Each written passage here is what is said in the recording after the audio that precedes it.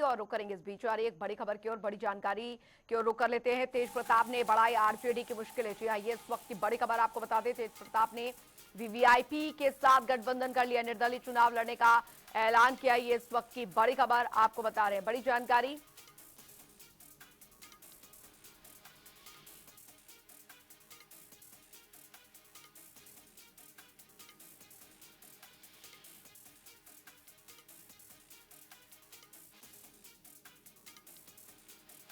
बता रहे तेज प्रताप ने किया वीवीआईपी के साथ गठबंधन, निर्दलीय चुनाव लड़ने का ऐलान किया है। ये इस वक्त की बड़ी खबर आपको बता दें।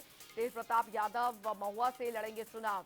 तो फिलहाल बता दें आपको, तेज प्रताप ने ऐलान से आरजेडी में खलबली मच चुकी है। ये बड़ी खबर। तेज प्रताप ने बढ़ाई आरजेडी की मुश्किलें आरजेडी से निष्कासन के बाद तेज प्रताप ने वीवीआईपी पार्टी के साथ गठबंधन किया, निर्दलीय चुनाव लड़ने का ऐलान किया है। ये इस वक्त की बड़ी खबर आपको बता दें। तेज प्रताप यादव व महुआ से लड़ेंगे चुनाव, ये इस वक्त की बड़ी खबर। तेज प्रताप के ऐलान से आरजेडी में अब खलबली मच गई है। ये बड़ी खबर आपको बता रहे। तेज प्रताप ने बढ़ाई आरजेडी की मुश्किलें। तेज प्रताप ने किया वीवीआईपी के साथ गठबंधन, ये इस वक्त की बड़ी खबर आपको बता दें। निर्दलीय चुनाव लड़ने का ऐलान किया है।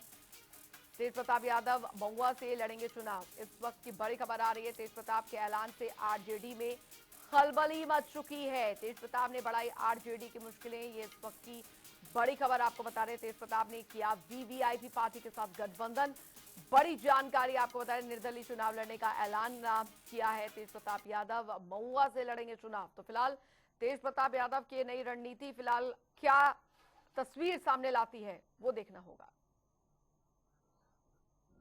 ये हम लोगों ने तय किया कि आज से हम लोग एक नई शुरुआत का हम लोग पारी खेलने जा रहे हैं।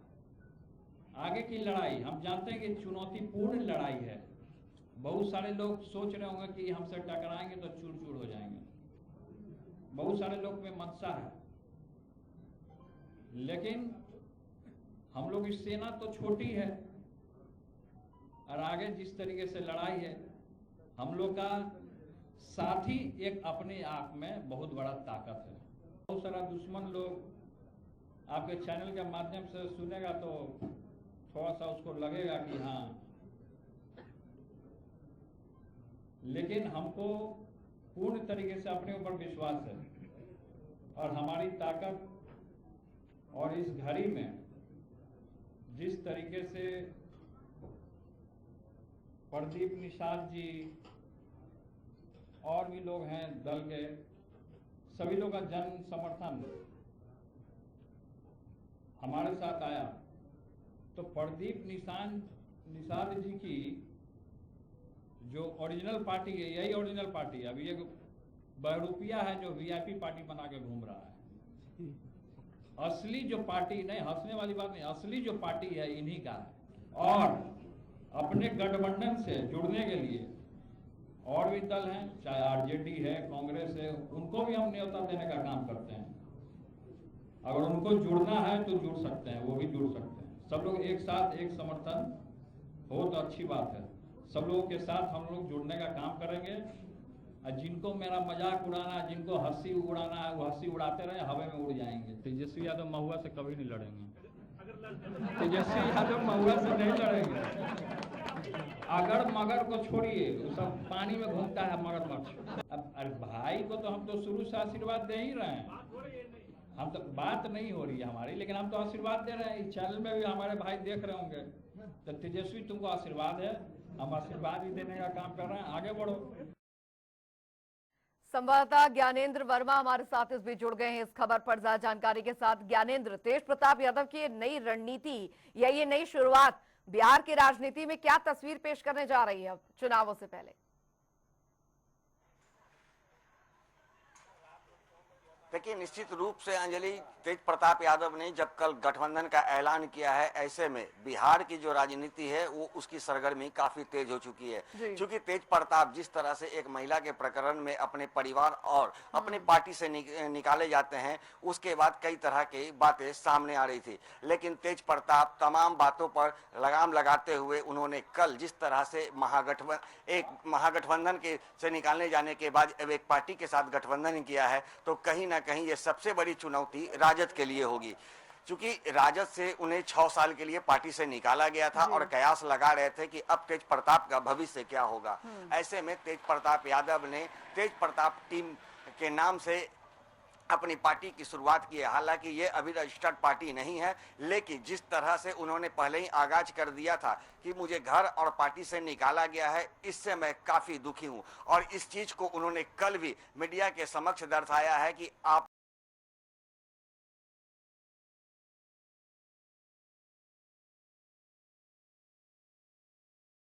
का आह्वान कर दिए हैं। हालांकि उनके साथ कई छोटी छोटी पार्टियां भी अब जुड़ चुकी है और एक बार उन्होंने ऐलान कर दिया है कि वो महुआ से ही चुनाव लड़ेंगे। तो ऐसे में सबसे बड़ी चुनौती राजद के लिए होगी कि चूंकि राजद को शायद ये उम्मीद नहीं होगी कि तेज प्रताप ऐसा भी कर सकते हैं। चूंकि तेज प्रताप के ऐसा करने से अगर सबसे ज्यादा प्रभाव पड़ेगा, प्रभावित होंगे तो वो आरजेडी ही होंगे। चूंकि आरजेडी के कई ऐसे नेता जो हैं तेज प्रताप को काफी मानते हैं और हो सकता है कि आने वाले समय में कई राजद के नेता जो हैं वो तेज प्रताप के साथ भी जा सकते हैं। जी अंजलि। अच्छा ज्ञानेंद्र, बात महुआ की कर लेते हैं। यहाँ पर एक बयान हमने तेज प्रताप यादव का सुना और वो कहते दिखे कि तेजस्वी महुआ से नहीं लड़ेंगे। क्यों, मगर, कैसे, क्यों, कुछ नहीं। उन्होंने कहा कि नहीं लड़ेंगे मतलब नहीं लड़ेंगे। अब ये क्या माना जाए, ये चुनौती मानी जाए या ऐलान माना जाए तेज प्रताप यादव का? इसके पीछे क्या संदर्भ है उनका?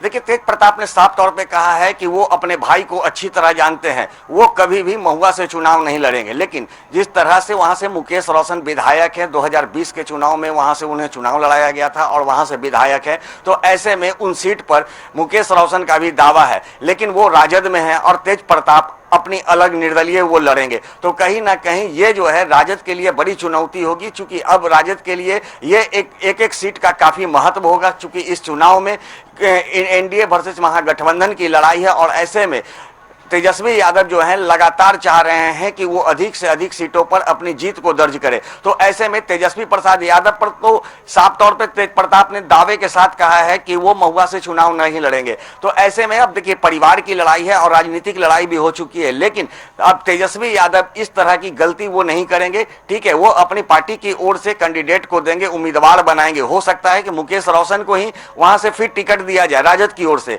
लेकिन निर्दलीय जब इन्होंने ऐलान कर दिया है तो कहीं ना कहीं राजद के लिए यह सीट काफी महत्वपूर्ण होगा।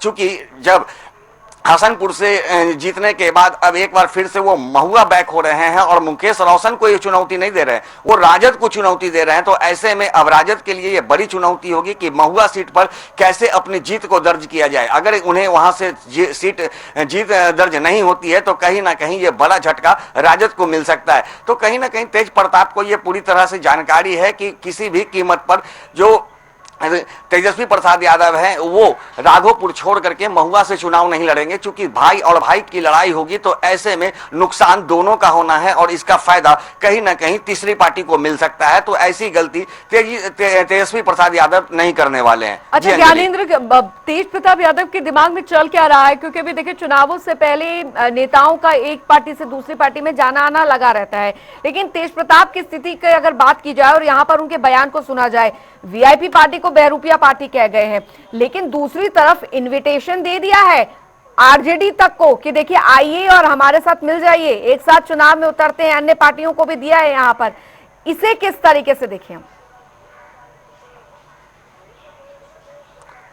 देखिए, कहीं ना कहीं तेज प्रताप का यह बड़बोलापन है। वो लालू प्रसाद यादव के तर्ज पर जो होते हैं वो मंच पर आते हैं तो लालू प्रसाद यादव के तर्ज पर वो अपना भाषण देते हैं और कहीं ना कहीं जिस तरह से राजद और कांग्रेस को उन्होंने न्योता दिया है तो कहीं ना कहीं ये तेज प्रताप का एक बड़बोलापन है। चूंकि इतनी बड़ी पार्टी है राजद, राज्य की सबसे बड़ी पार्टी है, वो भला तेज प्रताप यादव के साथ क्यों जाएगी। लेकिन हाँ, लालू प्रसाद यादव और उनके परिवार से जब उन्हें निकाल दिया गया है तो कहीं ना कहीं उनका ये दर्द है और ये दर्द उनके सभी लोगों के सामने छलका है और इसके कारण ही वो कह रहे हैं, मतलब वो जाहिर करना चाह रहे हैं कि आज भी मुझे राजद से उतना ही प्रेम है जितना मुझे पहले था, राजद और परिवार से मुझे उतना ही प्रेम है। चूंकि वो नहीं चाहते हैं कि राजद को किसी भी तरह का नुकसान हो। चूंकि राजद के जो सुप्रीमो हैं लालू प्रसाद यादव उनके पिता हैं और जो विपक्ष के नेता हैं तेजस्वी प्रसाद यादव उनके छोटे भाई है। तो कहीं ना कहीं इस तरह की जो बयान है इसे एक बड़बोलापन बयान कहा जाएगा, क्योंकि कांग्रेस और राजद के जैसी पार्टियां जो है वो भला आखिर तेज प्रताप के साथ गठबंधन क्यों करेगी। और जहां तक मुकेश सहनी की बात है तो मैं बता दूं कि प्रदीप निषाद जो हैं वो मुकेश सहनी के पहले शागिर्द हुआ करते थे, लेकिन बाद में उन्होंने अपना पार्टी का गठन किया और बिहार में 243 सीटों पर चुनाव लड़ने की बात की है। जैसा कि कल आपने सुना कि तेज प्रताप यादव ने कहा है कि ये इनकी ओरिजिनल पार्टी है और मुकेश सहनी बहरूपिया है। मतलब साफ तौर पे एक बहुत बड़ी बात मुकेश सहनी को लेकर के उन्होंने कहा है और कहा है कि आज निषाद और मल्लाह समाज में जो भी छवि है वो प्रदीप निषाद की है, ना कि मुकेश सहनी की। तो कहीं ना कहीं ये देखा जा सकता है कि मुकेश सहनी जो है कहीं ना कहीं प्रदीप निषाद के बल पर ही अपनी पार्टी को शायद बनाए हो, और इस बात की जानकारी जो है तेज प्रताप यादव को कल प्रदीप निषाद के द्वारा दिया गया होगा, तभी उन्होंने इतनी बड़ी बात कही है। लेकिन मुकेश सहनी जो है मल्लाह के एक बड़े नेता कहे जाते हैं, सन ऑफ मल्लाह के नाम से उन्हें लोग जानता है। लेकिन जिस तरह से तेज प्रताप यादव ने कल उन्हें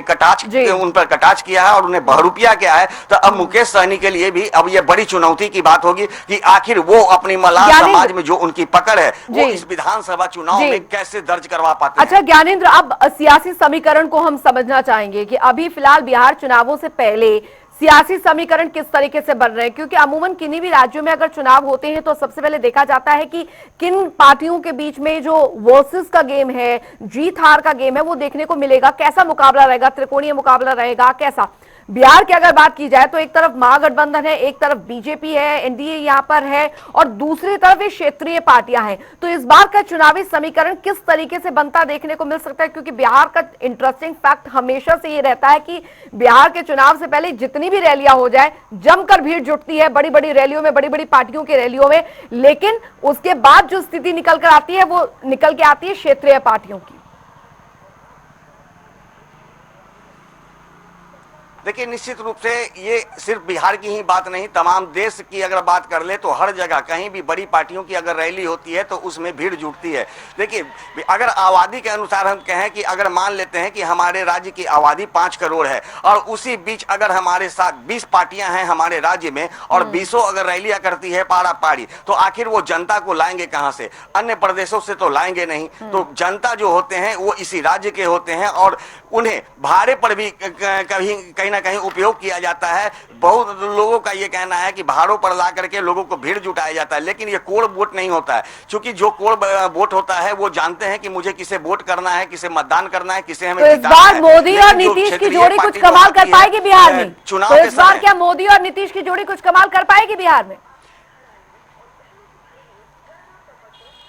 देखिए लगातार जिस तरह से नीतीश कुमार अब चुनाव से पहले जिस तरह की योजना ला रहे हैं, लोगों को लाभ पहुंचाने का काम कर रहे हैं। चूंकि चुनाव से 6 महीने पहले तक ये देखा जा रहा था कि लगातार चाहे वो महिला हो, युवा हो, युवती हो, तमाम जो लोग हैं वो सरकार के खिलाफ सड़कों पर नारे लगाते नजर आ रहे थे। लेकिन अभी विगत 1 महीनों से आप देख लेंगे तो लगातार महिलाओं, युवाओं को लेकर के जिस तरह से मुख्यमंत्री के द्वारा एक के बाद एक लाभ देने का काम किया जा रहा है, तो कहीं ना कहीं अब जो वोट बैंक है वो कहीं ना कहीं नीतीश कुमार की ओर कन्वर्ट हो रहा है। जैसे बता दें कि आंगनवाड़ी हो, चाहे वो आशा कर्मी है, जिस तरह से इन लोग का मानदेय बढ़ाया गया है, तो कल तक जो लोग विरोध कर रहे थे आज वही सड़कों पर नीतीश कुमार जिंदाबाद के नारे लगा रहे हैं। तो कहीं ना कहीं अब जो वोट है वो पूरी तरह से नीतीश कुमार के पक्ष में कन्वर्ट हो चुका है। और ऐसे में चुनौतियां तो है, चूंकि जिस तरह से एक युवा नेता तेजस्वी प्रसाद यादव है वो लगातार अकेले एनडीए गठबंधन को मात देने का प्रयास कर रहे हैं, तो चुनौतियां तो एनडीए के पास है। लेकिन एनडीए के द्वारा जो फिलहाल बिहार में जो कार्य किए जा रहे हैं, जो योजनाओं पे को धरातल पर लाया जा रहा है, तो कहीं ना कहीं अब इसका लाभ नीतीश कुमार और एनडीए को मिलेगा। हालांकि टक्कर मुकाबला कड़ा होगा और इसमें जो क्षेत्रीय पार्टी है उसकी जो रोल होगी वो सिर्फ एक वोट कटवा के रूप में होगी, चाहे वो जनसुराज हो, चाहे वो तेज प्रताप यादव की जो टीम बनी है वो हो। कहीं ना कहीं हर लोग जानते हैं कि तेज प्रताप और जनसुराज एक बार इस सत्ता में आ नहीं सकते हैं, इसलिए ये वोट कटवा का काम करेंगे। निश्चित रूप से इन्हें 1-2-4 सीट जरूर मिल सकती है, लेकिन इस तरह की कोई बात नहीं होगी कि इनके बगैर सरकार बनाना असंभव होगा, ऐसा संभव नहीं है। चलिए, ये टीम बिहार चुनाव से पहले तक कितनी टीम रहती है या क्या स्थिति रहती है, या जो इन्विटेशन तेज प्रताप यादव दे गए हैं वो कितना कौन सी पार्टी स्वीकार करती है ये देखना काफी दिलचस्प होगा। बहुत बहुत शुक्रिया ज्ञानेंद्र वर्मा इस तमाम जानकारी के लिए।